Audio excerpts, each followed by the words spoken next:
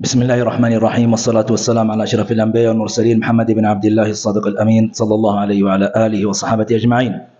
لك أخي في الله أن تتخيل أن السرقة والزناة والبغاة وشارب الخمر والقتلة وقطاع الطرق وغيرهم ذنوبهم عظيمة لا شك، لكن مع عظم ذنوبهم وجرمهم إلا أنهم لا يزالون مسلمين.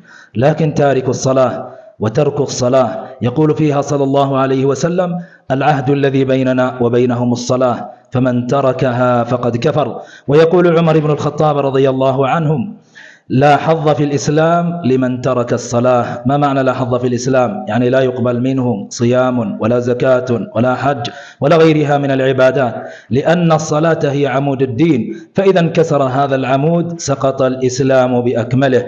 يكفي في الصلاة أنها صلة بين العبد وربه، فمن أضاع الصلاة أو تركها فقد قطع هذا الحبل وهذا الصلة أو هذه الصلة التي بينه وبين الله. الصلاة نور في الوجه ونور في القلب وضياء في القلب كذلك، وانشراح في الصدر وبركة في الأبدان وبركة في الأرزاق.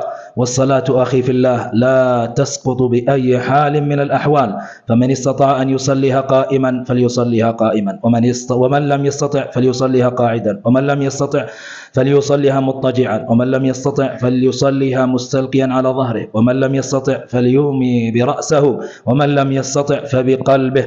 فالصلاة لا تسقط بأي حال من الأحوال، حتى المجنون الذي يفيق يصليها في حال إفاقته. فما هو عذرك يا من فرطت في الصلاة، يا من ضيعت الصلاة، يا من تكاسلت عن الصلاة، يا من تأخرت عن صلاة الجماعة؟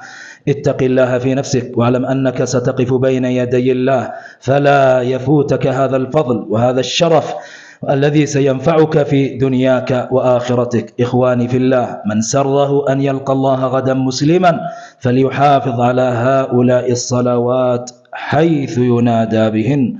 والسلام عليكم ورحمة الله وبركاته.